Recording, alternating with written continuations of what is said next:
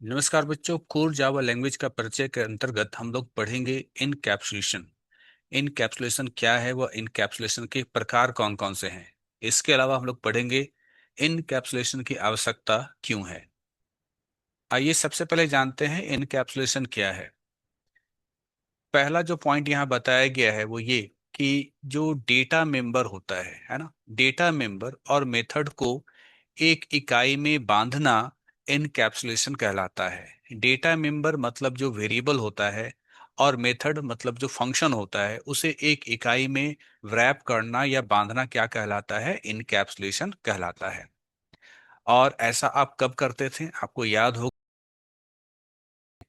तो हम लोग क्लास के अंदर वेरिएबल रखते थे और मेथड रखते थे। ठीक है, तो क्लास के अंदर वेरिएबल और मेथड को हम लोग इकट्ठा रखते थे। इसी काम को इनकैप्सुलेशन कहा जाता है।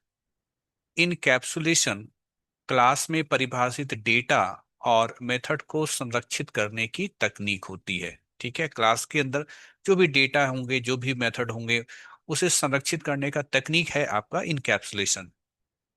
इनकैप्सुलेशन द्वारा क्लास के जो मेंबर्स होते हैं, अब क्लास के मेंबर्स किसको कहते हैं, तो क्लास के अंदर जो वेरिएबल होते हैं और क्लास के अंदर जो मेथड होते हैं, इसे क्लास का मेंबर कहा जाता है। तो इनकैप्सुलेशन के द्वारा क्लास के मेंबर को आवश्यकता अनुसार एक्सेस करने को प्रतिबंधित कर सकते हैं। इसका मतलब ये हो गया कि इनकैप्सुलेशन के द्वारा क्लास के अंदर जो भी वेरिएबल और मेथड होते हैं, जब जैसा उसका आवश्यकता होता है ना, इस्तेमाल करने को लेकर के जब जैसा आवश्यकता होता है, हम लोग उस अपने आवश्यकता अनुसार उस डेटा को प्रतिबंधित कर सकते हैं कि इस डेटा को कोई जो है आसानी से इस्तेमाल कर सकता है या आसानी से इस्तेमाल नहीं कर सकता है। ठीक है, तो डेटा को एक्सेस करने यानी इस्तेमाल करने को लेकर के आप जो है प्रतिबंधित कर सकते हैं इनकैप्सुलेशन के द्वारा। ये कैसे होता है, ये हम लोग आगे के जो है स्लाइड्स में पढ़ेंगे। नेक्स्ट है इनकैप्सुलेशन यूजर द्वारा प्रोग्राम के गैर जरूरी चीजें छिपाने और जरूरी चीजों को प्रदर्शित करने की तकनीक है। यानी इनकैप्सुलेशन के द्वारा जो यूजर होता है, यानी जो प्रोग्रामर होता है, वो प्रोग्राम के गैर गैर जरूरी चीजों को छिपा सकता है और जो आपकी जो जरूरी चीजें हैं उसको केवल प्रदर्शित कर सकता है। यही तकनीक है आपका इनकैप्सुलेशन। अगला है इनकैप्सुलेशन कैसे करते हैं। ठीक है, इनकैप्सुलेशन को प्रैक्टिकली इंप्लीमेंट करने के लिए हम एक्सेस मॉडिफायर जैसे कि प्राइवेट, पब्लिक और प्रोटेक्टेड का उपयोग करते हैं। यानी इनका उपयोग करके ही हम लोग इनकैप्सुलेशन को प्रैक्टिकली इंप्लीमेंट करते हैं। बात करते हैं प्राइवेट वेरिएबल का। प्राइवेट वेरिएबल वे होते हैं जिसे सीधे बाहर से एक्सेस नहीं किया जा सकता है, जिसको आप डायरेक्टली इस्तेमाल नहीं कर सकते हैं, उसे प्राइवेट वेरिएबल्स कहते हैं। तो जब आप एक प्राइवेट वेरिएबल बनाते हो किसी क्लास के अंदर, ठीक है, तो वहां पर आप क्या करते हो, वहां पर आप एक तरीके से रेस्ट्रिक्शन लगा देते हो। ठीक है, एक तरीके से प्रतिबंध लगा देते हो कि हाँ, जो प्राइवेट वेरिएबल है उसको डायरेक्टली जो है एक्सेस नहीं किया जा सकता है, सीधे सीधे तरीके को इस्तेमाल नहीं किया जा सकता है। अगला बताया गया है कि जो पब्लिक मेथड होते हैं, और जो पब्लिक मेथड में दो प्रकार के मेथड, एक गेटर और एक सेटर। हालांकि गेटर सेटर के बारे में हम लोग आगे पढ़ेंगे।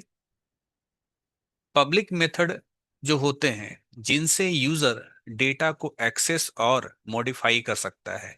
यानी जो पब्लिक मेथड होते हैं उसके जरिए जो डेटा होता है, डेटा का मतलब यहाँ पर आप कंफ्यूज मत होना, डेटा का मतलब क्लास के अंदर जो वेरिएबल होता है उसको यहाँ पर हम लोग डेटा कह रहे हैं।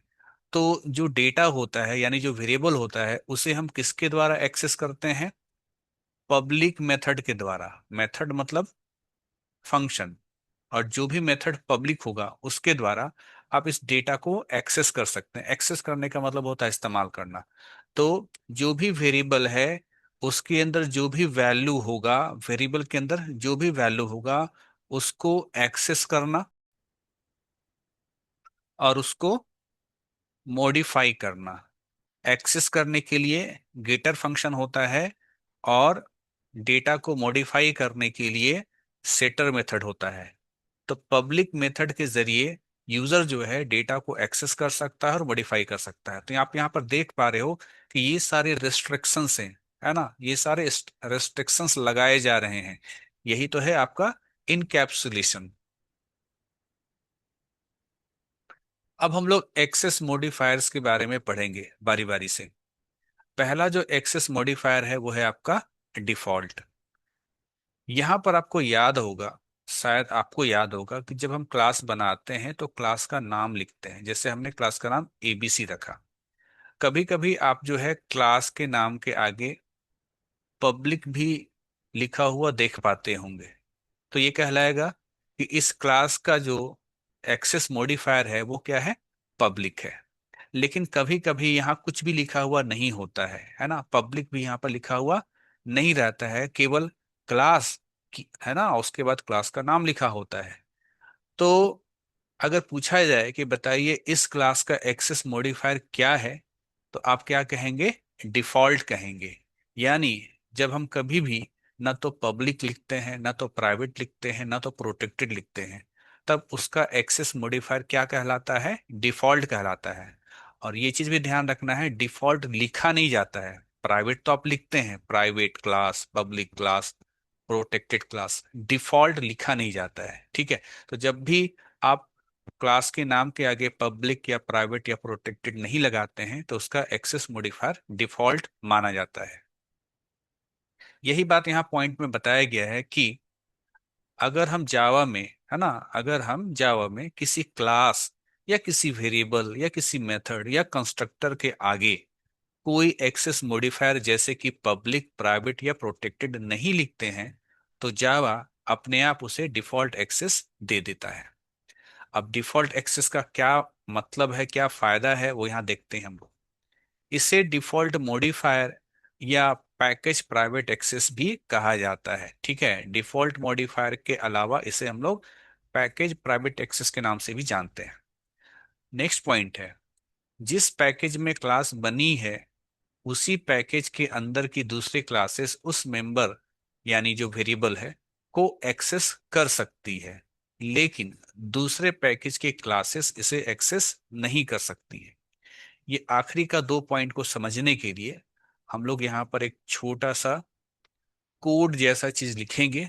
जैसे आप देखिए, मान लीजिए हमारे पास दो पैकेज है। अब अगर आपको पैकेज नहीं मालूम है तो सिंपल तरीके से ये समझ लीजिए, पैकेज जो होता है वो कलेक्शन ऑफ क्लास होता है। यानी एक पैकेज के अंदर जो है बहुत सारे क्लास होते हैं। तो मान लीजिए इस पैकेज का नाम P1 है और इस पैकेज का नाम P2 है। इस P1 पैकेज के अंदर दो क्लास है, एक क्लास A नाम का और एक क्लास B नाम का। उसी प्रकार से P2 पैकेज के अंदर भी दो क्लास है, एक क्लास C नाम का और एक क्लास D नाम का। अब जो क्लास A है P1 पैकेज के अंदर, इसके अंदर मान लीजिए हमने एक वेरिएबल बनाया इंट A। अब इंट A, इस वेरिएबल के आगे मैंने कुछ भी नहीं लिखा है, ना तो पब्लिक, ना तो प्राइवेट, ना तो प्रोटेक्टेड। तो इसका एक्सेस मॉडिफायर क्या कहलाएगा, डिफॉल्ट कहलाएगा। तो इस A नाम का जो वेरिएबल है स्मॉल a, इसको कौन इस्तेमाल कर सकता है वो यहाँ पर आखिरी में बताया गया है। जिस पैकेज में क्लास बनी है, आपका जो A नाम का क्लास है वो P1 के अंदर बना है, तो उसी पैकेज के अंदर की दूसरे क्लासेस उस मेंबर वेरिएबल को एक्सेस कर सकती है। यानी ये जो स्मॉल ए नाम का हमने वेरिएबल बनाया है, इस स्मॉल ए नाम के वेरिएबल को वो ए क्लास तो इस्तेमाल करेगा ही करेगा, लेकिन P1 पैकेज के अंदर जो दूसरा क्लास बी है वो भी इस ए का इस्तेमाल कर पाएगा, ठीक है। यानी किसी पैकेज के अंदर कोई क्लास के अंदर, किसी पैकेज के अंदर किसी क्लास के अंदर कोई अगर डिफॉल्ट जो है आपका मॉडिफायर वाला वेरिएबल बना है, तो उस वेरिएबल को उस पैकेज के सभी क्लासेस इस्तेमाल कर सकती हैं। लेकिन दूसरा जो पैकेज है P2, ठीक है, यहाँ पर जो आप देख पा रहे हैं दूसरा जो पैकेज है P2, इसके जो क्लास होंगे ना जैसे C और D, ये इस A को इस्तेमाल नहीं कर पाएंगे, ठीक है। ये इस A को इस्तेमाल नहीं कर पाएंगे। यानी जो डिफॉल्ट मॉडिफायर वाला वेरिएबल होता है वो वेरिएबल केवल अपने ही पैकेज के अंदर इस्तेमाल होगा। आगे चलते हैं। अगला आपका एक्सेस मॉडिफायर है जिसका नाम है पब्लिक, ठीक है। जैसे अगर मान लीजिए हमने कोई क्लास बनाया XYZ नाम का, और इसके अंदर अगर हमने कोई वेरिएबल बनाया कुछ इस प्रकार से इंट ए, और यहां पर मैंने लिख दिया पब्लिक। हम क्लास को भी पब्लिक बना सकते हैं, लेकिन अभी फिलहाल हम लोग वेरिएबल के बारे में बात करेंगे। तो हमने यहाँ पर क्या किया, इस XYZ क्लास के अंदर हमने एक वेरिएबल बनाया इंट ए, और इसका एक्सेस मॉडिफायर हमने क्या रखा, पब्लिक रखा। तो इस पब्लिक मॉडिफायर वाले वेरिएबल को कौन इस्तेमाल कर सकता है, इसके बारे में हम लोग अब पढ़ेंगे। तो फिर से यहाँ पर पैकेज का जो है बात होगा, तो हम लोग यहाँ पर दो पैकेज बना करके आपको दिखला देते हैं। ठीक है, ये एक पैकेज है मान लीजिए, और ये आपका एक दूसरा पैकेज है। पहला पैकेज का नाम P1 है, दूसरे पैकेज का नाम P2 है। पैकेज क्या होता है, पैकेज कलेक्शन ऑफ क्लास होता है। ठीक है, P1 पैकेज के अंदर आपका एक क्लास है, फिर से हमने A नाम का बनाया, और एक क्लास हमने B नाम का बनाया। P2 पैकेज के अंदर जो है एक क्लास है C नाम का, और एक क्लास है D नाम का। अब P1 पैकेज के अंदर जो क्लास A है, इसके अंदर हमने एक पब्लिक वेरिएबल बनाया, मान लीजिए X नाम का। अब इस X वेरिएबल को कौन कौन इस्तेमाल कर सकता है, इस X वेरिएबल को उस P1 पैकेज का जो दूसरा क्लास है B, ये भी इस्तेमाल कर सकता है। इसके अलावा जो अन्य पैकेज हैं, उसके जो दो क्लासेस C और D हैं, इस X वेरिएबल को वो भी इस्तेमाल कर पाएंगे। ये डिफॉल्ट में नहीं होता था। ठीक है, तो कहने का मतलब है कि जो आपके पब्लिक वेरिएबल होते हैं उसे कोई भी इस्तेमाल कर सकता है, उस पैकेज के अंदर भी इस्तेमाल हो सकता है, और किसी अन्य पैकेज के जो क्लासेस हैं वो भी इस्तेमाल कर सकते हैं। तो पॉइंट्स पढ़ते हैं। पहला, अगर किसी क्लास, मेथड या कंस्ट्रक्टर या वेरिएबल, फिलहाल हम लोग केवल वेरिएबल को लेकर के हमने यहाँ पर एग्जांपल लिया है। तो अगर किसी क्लास, मेथड, कंस्ट्रक्टर या वेरिएबल को पब्लिक घोषित किया जाता है, तो उसे कहीं से भी एक्सेस किया जा सकता है, जो आप यहाँ पर इस डायग्राम के जरिए देख पाए। यानी उस पैकेज के अलावा दूसरे पैकेज द्वारा भी एक्सेस किया जा सकता है। तो हाँ, ये देखिए जो आपका पब्लिक वेरिएबल एक्स है, इसे P1 पैकेज के अंदर जो क्लासेस हैं वो भी इस्तेमाल करेंगे, और जो दूसरा एक पैकेज P2 है, उसके भी जो क्लासेस है वो भी इस्तेमाल कर पाएंगे। अगला एक्सेस मॉडिफायर जिसका नाम है प्राइवेट। यहाँ फिर से हम लोग उसी डायग्राम को फिर से बनाएंगे कि आपके पास मान लीजिए यहाँ पर दो पैकेज है P1 और P2। दोनों पैकेजेस के अंदर दो दो क्लास है। अगेन यहाँ क्लास ए, और अगेन यहाँ क्लास बी, और यहाँ पर क्लास सी, और यहाँ पर क्लास डी। अब जो P1 आपका पैकेज है, इसका जो क्लास ए है, इसके अंदर हमने एक प्राइवेट वेरिएबल बनाया, प्राइवेट इंट एक्स। अब ये x कहाँ इस्तेमाल होगा, ये x केवल उसी क्लास के अंदर इस्तेमाल होगा। इस x को आप उसी पैकेज के दूसरे क्लास के अंदर भी इस्तेमाल नहीं कर सकते हो, है ना, नहीं इस्तेमाल कर सकते हो। और उस x को दूसरे पैकेज के जो क्लासेस है वहां भी आप इस्तेमाल नहीं कर सकते हो। यानी जो प्राइवेट वेरिएबल होता है, वो जिस क्लास के अंदर बना है, केवल उसी क्लास के अंदर इस्तेमाल होगा और कहीं भी नहीं होगा। इसके अलावा अगर मान लीजिए इस एक क्लास से कोई एक क्लास इनहेरिट होकर के निकलता है, बात अब इनहेरिटेंस का हो रहा है। ठीक है, क्लास ए से कोई नया क्लास निकलता है, जैसे कि क्लास ई। तो जो नया क्लास निकलता है उसे हम सब क्लास कहते हैं। तो सब क्लास भी उस प्राइवेट वेरिएबल को एक्सेस नहीं कर सकता है। ठीक है, एक्सेस का मतलब इस्तेमाल करना होता है। तो इन सारे लाइन को पढ़ते हैं। किसी क्लास के वेरिएबल, मेथड या कंस्ट्रक्टर को अगर प्राइवेट बनाया जाता है, तो वे सिर्फ उसी क्लास के अंदर एक्सेसिबल होंगे, उसी क्लास के अंदर केवल इस्तेमाल किए जा सकेंगे। प्राइवेट मेंबर को ना तो उसी क्लास की दूसरी क्लास, जैसे उसी P1 क्लास का जो दूसरा क्लास है B1, वो भी इस्तेमाल नहीं कर सकता है, न ही सब क्लास उन्हें एक्सेस कर सकती है। यानी ए से एक नया क्लास मान लीजिए ई निकला था, तो ये जो सब क्लास है, ये सब क्लास भी उस प्राइवेट वेरिएबल को इस्तेमाल नहीं कर सकता है, एक्सेस नहीं कर सकता है। अगला जो हमारा एक्सेस मॉडिफायर है वो है आपका प्रोटेक्टेड। यहां भी हम लोग उसी डायग्राम को यहां पर बना लेते हैं। हमारे पास दो पैकेज है, एक P1 एक P2।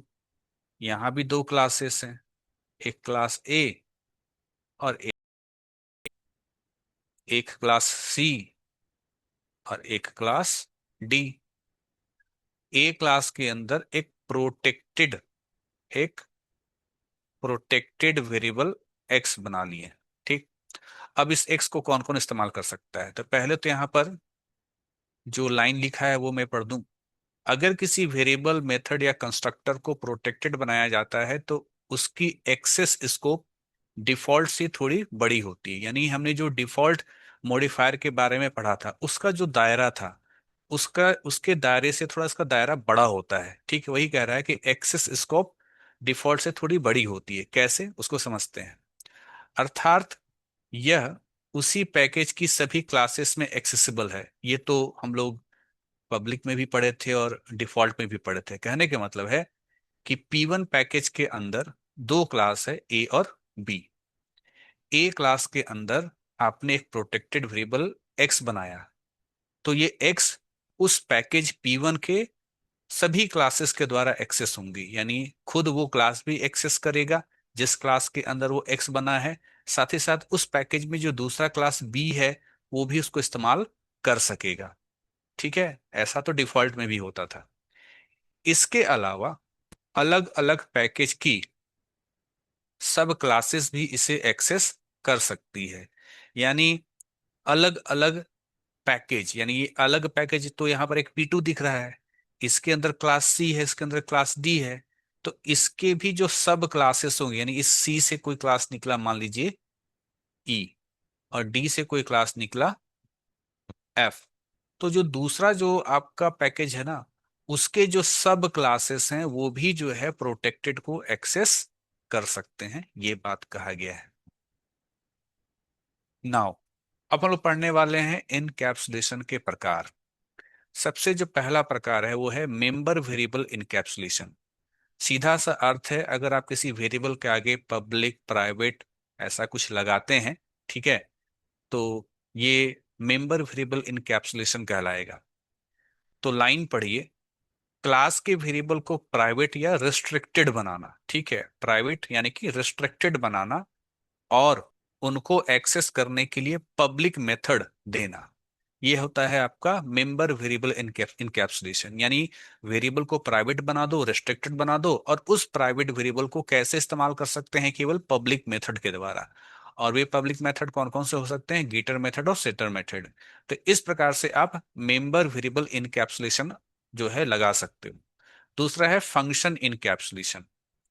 फंक्शन इनकैप्सुलेशन का मतलब है किसी क्लास के मेथड को बाहर से सीधे एक्सेस से रोकना। ठीक है, इसका मतलब ये हो गया कि अगर आपने किसी मेथड को प्राइवेट बना दिया या आपने किसी मेथड को प्रोटेक्टेड बना दिया, ठीक है, क्लास के अंदर जो मेथड होते हैं उसको आपने प्राइवेट या प्रोटेक्टेड बना दिया, तो इससे क्या हो जाता है कि कोई सीधे उसको, उस प्राइवेट मेथड को और उस प्राइवेट प्रोटेक्टेड मेथड को सीधे इस्तेमाल नहीं कर सकता है। ठीक है, एकदम डायरेक्ट इस्तेमाल नहीं कर सकता है, और उन्हें केवल नियंत्रित तरीके से इस्तेमाल करना है। यानी हम डायरेक्ट तो इस्तेमाल नहीं कर सकते हैं, लेकिन नियंत्रित तरीके से इस्तेमाल कर सकते हैं। किसे? प्राइवेट और प्रोटेक्टेड जो आपके मेथड हैं उनको। इसका उपयोग इम्प्लीमेंटेशन छुपाने के लिए करते हैं। यानी आप नहीं चाहते हैं कि मेथड कैसे किस काम को कर रहा है वो किसी को नजर आए। नजर आए का मतलब यहाँ पर होता है डायरेक्ट इस्तेमाल ना कर पाए। ठीक है, डायरेक्ट इस्तेमाल ना कर पाए, इसको ही यहाँ पर छुपाना कहते हैं। यहाँ पर छुपाने का मतलब ये नहीं समझना है कि कोड आपको दिखेगा नहीं, ये यहाँ पर ऐसा मतलब नहीं है। डायरेक्ट इस्तेमाल ना कर पाए। तो फंक्शन इनकैप्सुलेशन के द्वारा आप मेथड के जो इम्प्लीमेंटेशन है कि ये कैसे काम करता है उसको छिपाते हैं, यानी डायरेक्ट इस्तेमाल करने से बचाते हैं। जैसे कि यूजर को सिर्फ क्या करना है दिखे, कैसे करना है यह नहीं दिखे। ठीक है, आप चाहते हैं कि यूजर को बस ये दिखे कि क्या करना है, इस फंक्शन के द्वारा या सॉरी इस मेथड के द्वारा क्या हो सकता है वो दिखे, लेकिन ये मेथड कैसे चीजों को कर रहा है वो ना दिखे। ये होता है आपका फंक्शन इनकैप्सुलेशन। इनकैप्सुलेशन का अगला प्रकार क्लास इनकैप्सुलेशन। इसको समझिए ऐसे, जैसे हम लोग कभी क्लास बनाते थे तो ऐसे लिखते थे क्लास कीवर्ड और एबीसी मेरे क्लास का नाम है। कभी कभी आपको यहाँ पर पब्लिक भी लिखा हुआ मिल जाएगा, या तो पब्लिक या तो प्राइवेट या तो प्रोटेक्टेड, ठीक है, क्लास के नाम के आगे। तो यहाँ पर वही कह रहा है कि क्लास इनकैप्सुलेशन भी होता है। कैसे? जब हम पूरी क्लास को ही बाहरी दुनिया मतलब किसी अन्य पैकेज, ठीक है, कोई क्लास होगा वो किसी पैकेज के अंदर होगा और अन्य पैकेजेस भी हो सकते हैं। तो कोई क्लास जो है उसको किसी दूसरे पैकेज से छुपा देना, ठीक है, किसी क्लास को बाहरी दुनिया से छुपा देना, जैसे कि बाहरी दुनिया मतलब किसी दूसरे पैकेज या दूसरे मॉडल से छुपा देना, और उसका एक्सेस कंट्रोल करते हैं। और हम लोग उसका जो एक्सेस कंट्रोल करने का मतलब है कि उस क्लास को कैसे इस्तेमाल किया जाए ना, इस्तेमाल करना को ही हम एक्सेस करना कहते हैं। तो उसके इस्तेमाल पर अगर हम लोग कंट्रोल लगा देते हैं तो इसे क्लास इनकैप्सुलेशन कहते हैं। ठीक है, ये पॉइंट यहाँ इस तरीके से नहीं है, पूरा एक ही पॉइंट है। तो कह रहा है कि अगर आप क्लास को बाहरी दुनिया से जैसे कि किसी अन्य पैकेज से छुपा देते हैं और उसके इस्तेमाल पर आप कंट्रोल लगाते हैं तो इसे कहते हैं क्लास इनकैप्सुलेशन। इस तरह हम तय करते हैं कि कौन सी क्लास बाहर से दिखेगी। दिखेगी मतलब डायरेक्ट इस्तेमाल होगी। यहाँ पर दिखने का मतलब होता है डायरेक्ट इस्तेमाल। तो आप बोलोगे सर डायरेक्ट इस्तेमाल लिख देना चाहिए था, बोले नहीं, ये भाषा यही लिखा जाता है, दिखेगी नहीं, ठीक है। तो इस तरह से हम तय करते हैं कि कौन सी क्लास बाहर से दिखेगी और कौन सी क्लास सिर्फ अंदरूनी इस्तेमाल के लिए रहेगी। ये होता है क्लास इनकैप्सुलेशन। यानी कहने का मतलब है क्लास इनकैप्सुलेशन के द्वारा हम ये तय करते हैं कि कौन सा क्लास दिखेगा, यानी कौन सा क्लास के बारे में आपको सारा जानकारी रहेगा और कौन सा क्लास के बारे में सारा जानकारी नहीं रहेगा। ठीक है, ये हम क्लास इनकैप्सुलेशन के द्वारा तय करते हैं। अब है इनकैप्सुलेशन की आवश्यकता या लाभ। पहला है डेटा का सिक्योरिटी, जिसमें यह कहा गया है कि इनकैप्सुलेशन के द्वारा जो संवेदनशील डेटा होता है, एग्जाम्पल के तौर पर मैंने यहाँ पर कहा है कि बैंक अकाउंट का बैलेंस, ठीक है, हम नहीं चाहते हैं कि डायरेक्टली कोई भी उसको एक्सेस कर सके। तो कह रहा है कि इनकैप्सुलेशन संवेदनशील डेटा को डायरेक्ट एक्सेस से बचाता है, कि कोई संवेदनशील डेटा है कोई डायरेक्टली उसको इस्तेमाल ना कर ले, तो उससे बचाता है हमारा इनकैप्सुलेशन। तो ये एक डेटा सिक्योरिटी हो गया। किसी क्लास के डेटा को कोई बाहरी क्लास गलत तरीके से बदल नहीं सकता है। यानी डेटा सिक्योरिटी जब लग जाता है इनकैप्सुलेशन के द्वारा, जो है डेटा सिक्योरिटी लग जाता है, तो किसी क्लास का कोई डेटा को कोई दूसरा क्लास गलत तरीके से चेंज नहीं कर सकता है। अगला जो लाभ है या आवश्यकता है, ठीक है, आवश्यकता में भी यही आंसर लिखना है आपको, लाभ में भी यही लिखना है।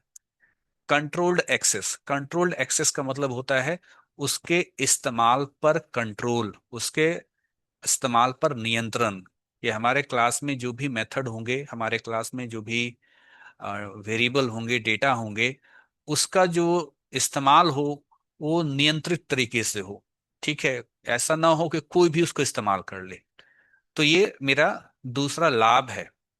डेटा को एक्सेस यानी इस्तेमाल करने के लिए गेटर और सेटर मेथड दिए जाते हैं। यानी डेटा को अगर आपको एक्सेस करना है तो इसके लिए गेटर, और डेटा को चेंज करना है उसके लिए सेटर मेथड होता है। ठीक है, यही ये तरीका है। इसी तरीके से डेटा को आप एक्सेस कर सकते हो और कोई तरीका से डेटा को एक्सेस नहीं कर सकते हो। तो आपने एक नियंत्रण लगा दिया कि जो भी डेटा होगा उसको इस्तेमाल करने के लिए हमारे पास गेटर और सेटर मेथड होंगे और कोई तीसरा तरीका नहीं होगा। इससे हम तय करते हैं कि कौन सा डेटा केवल रीड होगा और कौन सा मॉडिफाई होगा। यहां इस बात को समझ लेना है कि गेटर मेथड के जरिए हम केवल डेटा को रीड कर सकते हैं और सेटर मेथड के जरिए हम डेटा को मॉडिफाई कर सकते हैं। तो डेटा को जो है रीड करने के लिए गेटर मेथड, और डेटा डेटा को मॉडिफाई करने के लिए सेटर मेथड होता है। अगला जो लाभ है इनकैप्सुलेशन का वो है डेटा हाइडिंग, जानकारी को छिपाना।